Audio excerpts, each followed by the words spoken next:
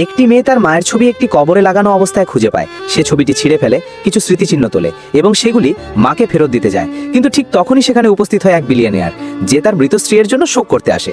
তার স্ত্রী মারা গেছে 6 বছর আগে।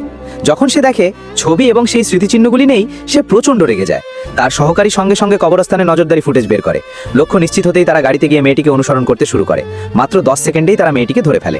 বিলিয়নিয়ার গাড়ি থেকে নেমে তার স্ত্রীর জেড পেন্ডেন্ট ফেরত চায়। মেয়েটি ফেরত দিতে অস্বীকার করে, বরং তার থেকে $1 বিলিয়ন মুক্তিপণ চায়, কারণ সে তার মায়ের চিকিৎসা করাতে এই টাকাটা চায়। না হলে সে পেন্ডেন্টটা ভেঙে ফেলবে। বিলিয়নিয়ার বাধ্য হয়ে রেগে গিয়ে টাকার গাঁটছড়া ছুড়ে দেয় আর মেয়ের কথায় রাজি হয়। কিন্তু এখানেই তার বিপদের শুরু। এরপর বিলিয়নিয়ার চলে যায়।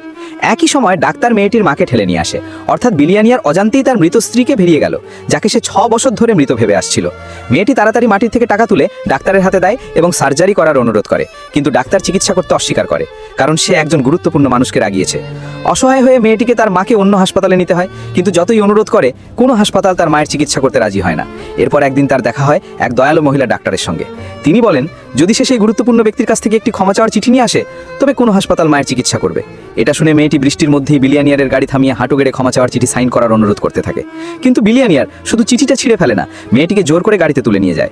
এবার সে ঠিক করে সে হাসপাতাল গিয়ে মামের মিথ্যে প্রকাশ করে দেবে। তখন হাসপাতাল মেয়েটির মাকে আর রাখতে চায় না, তাই বাইরে বের করে দেয়। সেই সময় বিলিয়নিয়ার সেই মহিলার মুখ দেখে হতচকিত হয়ে যায়। এই যে তার মৃত স্ত্রী, যাকে 6 বছর ধরে মৃত ভেবে আসছে। আর দেরি না করে সে স্ত্রীকে ইমার্জেন্সি রুমে ভর্তি করিয়ে দেয়।